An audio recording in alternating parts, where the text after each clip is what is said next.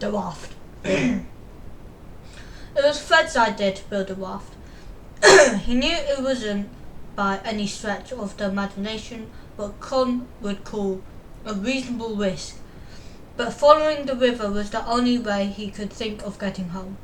The river moved fast, and the splash and spit and spray of it sounded like a summons through the jungle. "A raft," said Leela. "From what?" They were sitting in the clearing in the morning sun, clammy with sleep and dew. They had slept inside the tent, taken shifts to watch the fire. It had not been a good night. It had grown cold, and Max's feet, which had begun the night in the proper place, had ended up in Fred's left ear. Fred's brain had chewed up the fears he had pushed aside during the day, and spit them back up at him while he slept. He'd woken screaming at dawn. "We'll make it from wood," said Fred. He swept up some of the dew from the grass around him and rubbed his feet with it. "There's a lot of wood available. Do you know how?" "I've read a lot of books about it," he said. In the books, the explorers crusaded down the rivers, shouting things like tally-ho, but he assumed that was not compulsory, and he'd read an article on the front page of the Times about one man, Christopher McLaren, who had lived for months on a raft, eating fish and drinking river water. He had made it sound easy. "Why do we need a raft?" said Con. "To get us out of here." "To England?" she asked. "To Manus, and there'll be people there who'll get us home." "On raft? To Manus?" said Con. Her voice was thick with disbelief. "People across the Atlantic Ocean on rafts," said Fred. "They're adults. They were adults." "There's nothing that says only adults can make rafts," said Fred, exasperated. You don't need an license." "Fred's right. We should try," said Leela. "I think it's a good idea." "I knew you'd say that," said Con. "I knew you'd agree with him." "But," Leela looked bewildered, "don't you want to go home? Don't you want to see your mama?" "Of course I do," Con spat. Fred looked at the ground, down at the floor. He heard Con crying in the night, calling for help in the sleep. "But if we just wait here," said Leela, "we'll wait until we die. People will be looking for us. We should just stay here and they'll come," said Con. Leela shook her head. "The jungle is very big and we're small." "I'm not," said Max promptly. "You're small compared to the thousands of miles of rainforest, Max." "We can send up smoke signals," said Con. "We already have some fire. Let's use that." "We would have to burn down half the jungle to make one big enough to reach that high, and a fire that big would kill us instead of getting us rescued," added Fred. Con was going red. "I don't want to, alright? I really don't want to get on a raft and risk my life because someone else thinks it's a good idea." "It might not be a good idea," said Leela, "but it's the only one we've got." Fred's skin was beginning to ache and his stomach was to clench. It always did when people argued. He stood up. "I'm going to make a raft. If you don't want to help, then don't." The raft took more time and involved more blisters than Fred had expected, but it was quietened the roar of the fear behind his ribs and to be doing something. "It's not going to work," said Con. Her arms were crossed so tightly across her chest that her fingers were almost touching at the back. The cut on her shoulder was still raw. "We shouldn't make ourselves hungry and tired when the only food we've had is grubs." Fred said nothing and went on pulling immense branches down from the trees. Most were too firmly attached to be any good, but he found that if he put his whole weight on them, swung his legs every now and then, one would break off and with a satisfying crack. He worked faster and faster, brushing away leaves and insects as they fell in his eyes. Once the wood was piled in a heap, Leela heaved each piece to the fire. She laid each one across the flames. When the middle burned away, there were left with 2 pieces of roughly equal length, each as long as she was tall. "I'll take off the burnt bits," she said. "It might as well look neat." She hacked away at the burnt edges with the flint, getting steadily more covered in soot. "I want to help," said Max. He strolled around the clearing with his chest out, tugging line of vines down to the floor and piling them up. "I'm actually the best at helping," he said. He sat down and began to make the vines talk to one another. After a few hours, Kong unwound herself from her angry ball of limbs. Silently, she approached Max. She took up one of the vines and the flint and began to skin back the rough bark on the liner to expose the soft core, thick as a rope and almost as supple. She covered her face with her hair as she worked, and she refused to meet anybody's gaze. Fred watched her from the corner of his eye. Kong was different when she worked.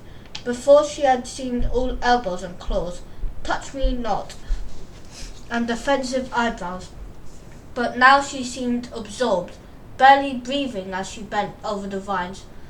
Fred had never been as proud of anything as he was of that raft.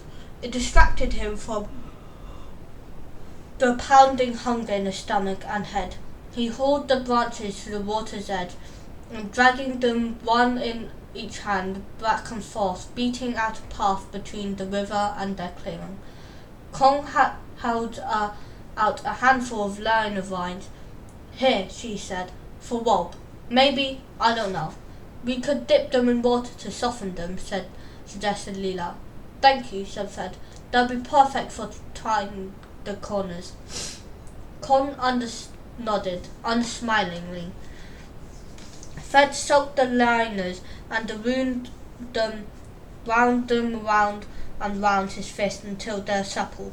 His hands pricked with splinters, and he bit them out with his teeth. He sweated so much that his shirt turned to a soft verbal pond. For lunch they ate cocoa beans, raw. They were not delicious.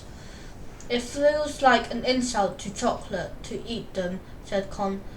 To try to fill their stomachs, they chewed on the white flesh that outlined the pods, which tasted exactly like the rubber at the end of a pencil. "This isn't food," said Max. His chin and lip were quivering. "You have to eat it, Max," said Leela. "There's nothing else." "It tastes mean." Max dug his fist in his eyes and tugged at his eyebrows. "I want to go home." "I know," said Fred. "Me too." He decided he couldn't face any more grubs that day and set aside the last of the cocoa plant larvae. He turned back to the chunk of wood he was hacking into with jagged-edged stone. "We're trying."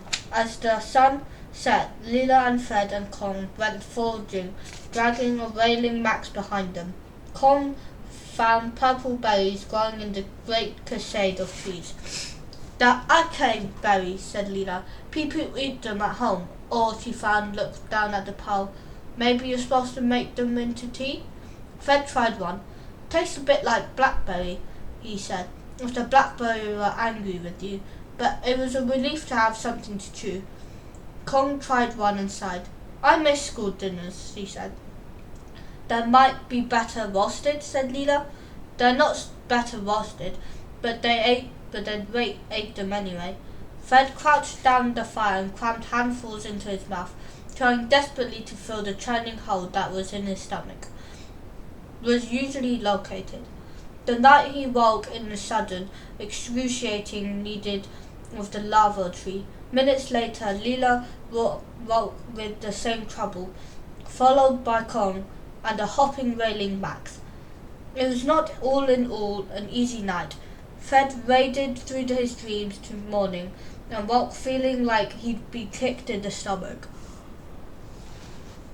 He turned on his side, groaning, and glimpsed through the hole in the green wall of the den and the piles of vines they had prepared the day before. He sat bolt upright. The raft, he thought. He should be able to finish it that day. The others were asleep, sprawled on their stomachs. In the warmth of the den, he scrambled out of the shelter and ran down to the river where he'd stacked the wood. The sun was hot and the air was clear.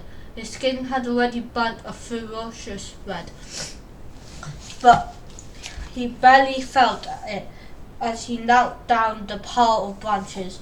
He looped each of the branches together with liners, working to figure of 8, trying them so many times over that raft with deep green, every inch embroidered with vines. Fred worked so fast, biting down his wrist, swearing as quietly as he could when he drove a thorn in his thumb. He made 4 squares, each about 6 foot by 6 foot. 6 foot by 6 foot. Then he stacked them into 2 thicker squares and tied the squares together, tugging the knots tight with his teeth. Yuck! He spat out a beetle. Then he stood back. The raft was rough-edged and stained with soot, but it was sturdy. A double thick 12 by 6 foot slab of wood. Fred dragged it to the edge of the water, drops of sweat running down his nose and into his mouth.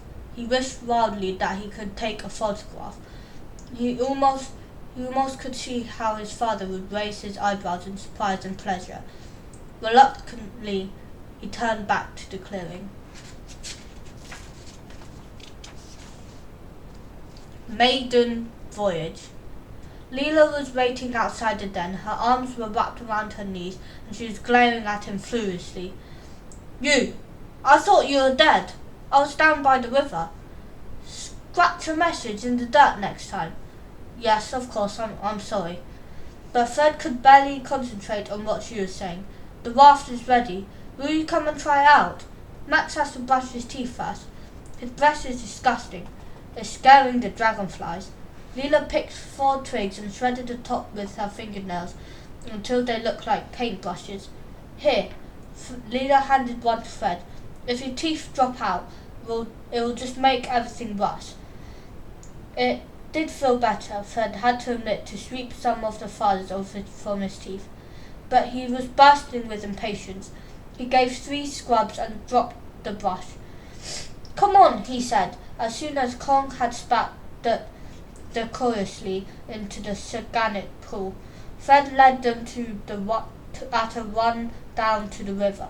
They stood, panting, while he showed them where the loops that had been double thick and how he'd had extra branches all the way around the outside. What do you want us to do? Said Kong. Clap? Fred did secretly just a little, but he grinned. No. I want you to get on it. He edged the raft on the bank.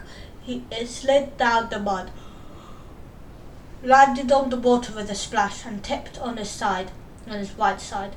Fred drew in his breath and rightened himself. It swayed on the water, steady as a battleship. It was more beautiful, Fred thought, than any millionaire's yacht. He kept a firm hold of the liane tied to the right-hand corner.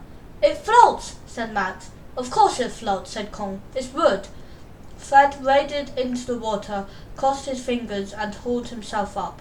The raft dipped and spun under his weight as he climbed on and then steadied, rocking on the current. He paddled into it closer to the bank. Climb on, she said. Max, wait, said Leela. Before anyone would stop him, Max had tipped himself head first down the bank into the river. He came up spitting mud. Pull me up, he said. Fred hefted him with his armpits. Kong and Leela followed him slowly, studying the water for piranhas. Fred offered a hand to each. Leela took it. Kong did not. The raft shook as they ranged themselves, but soon they were sitting crouched in the wood and vines, bobbing high on the water.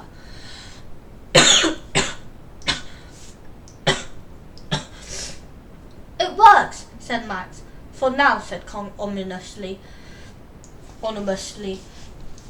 Let's go down the river, said Fred. Why? Demanded Kong. You know it floats with us on it. That's what you wanted. We needn't go far. Just to test. Here under the cover of the trees the current was slow, but out in the middle of the river it spat and bubbled with speed. Fred could feel his skin twitching. He sent the raft down those waters. Let's try, said Leela. Her knuckles were pale and she was gripping the edges of the raft, but her eyes were hungry and with curiosity. If we're going to sail it to Manus, we need to test first. Fred seized the pole he'd smoothed. It barked with the edge of the flint. It was twice as tall as he was. The raft bucked under him. Fred felt his heart back in unison. Careful, said Kong. The skin around her nose and lips was greyish green. Don't go too fast. We need to be able to go back. But the current was caught at the raft and spun them, dragging at the wood and pushing them so fast down the river. They sank a little into the water, but remained upright. Fred ducked as an overhanging branch threatened to hit him in the eye. Is that a caiman? said Kong, pointing at the far shore. Max's eyes widened. Make it go that way. No, of course not. It's just a log, said Leela, taking her brother's wrist in her hand. But over his head she met Kong's eyes and whispered, Maybe. Fred stayed closer to the bank, his heart thumping. They sped down the corridor of green. Fred tried to hold their course with the pole. Trees dipped onto the water on the other side of them, like curtains at the theatre. Fred thought, with the river as the stage, two bright birds with yellow bellies flapped overhead. Blue mackerels, said Leela. I tried so hard to pursue Mama to let me have one of those as a pet, but she said Max was too loud enough on its own without a parrot. It's funny, said Kong. I never really thought much about birds before. The birds here make the birds in England look like they dressed for a job interview. The sun beat down on the river, sending up green and silver light in their eyes. Fred followed the current downstream. They came to the fork in the river. Someone will have to remember which way we've come, he said, or we'll get lost. There was a pause. Then Kong said, I'll remember if you like. Fred looked around, surprised. Kong hadn't struck him as a volunteering sort. I've got photographic memory, actually. Really? Asked Leela, fascinated. You mean you see pictures? Do you remember everything that way, or only some things? Mostly just maps and formula and blueprints for things. I used to like typing them out to look at during lunch breaks in school. In my head, the others thought I was weird. In the case, they're stupid, said Leela bluntly. I'd love to be able to do that. The raft swept down the corner with Fred pulling hard. We turned left coming out, so the final turn home will be right, said Leela. Right, said Kong. She grinned. Her smile changed the whole shape of her face. Her cheek rose and pushed her eyes into little squints, and her eyes stretched up out of her earlobes. Her touch me not look vanished. If you shout out the directions, we could do it together if you want. Fred kept piling the branches, was giving him new shilling-sized blisters on the pads of his hands, but he didn't slow down. There was a twist. He found that he could give the pole that made them speed faster. It blew Mac's snot in the high ribbon on his face. The sun was hot and sharp out there. The hair tasted brand new. Faster! Shouted Max. He walked backwards and forwards on his haunches. They hadn't gone far before there was another fork, one choked with reeds, so Fred chose the other.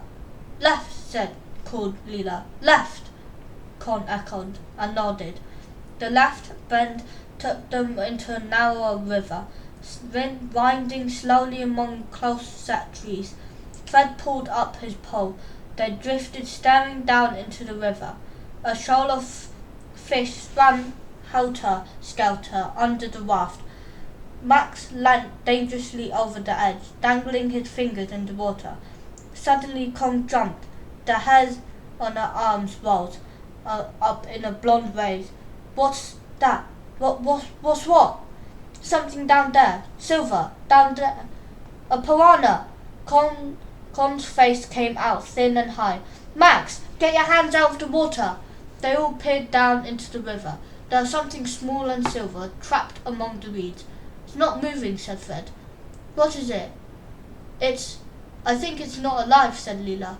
A dead piranha? Said Kong. It's a dead silver box, said Leela. It's hard to tell. It's probably just trick of the light. I'm going to jump in and see, said Fred. Just quickly. No, you're not, said Kong. Leela very softly took hold of his wrist. Don't, she whispered. It wouldn't be clever. It could be a knife, said Fred. It looks man-made. Please, you keep the raft close by. I need to see. I'll be in and out. It's simple. Fred, said Con. He pulled off his shirt, evaded Max, who tried to grab his ankle, and jumped over the edge of the raft. Water was calm here without the current, and cool against the skin. Fred ticked downwards. Reeds wrapped themselves round his ankle as he went deeper.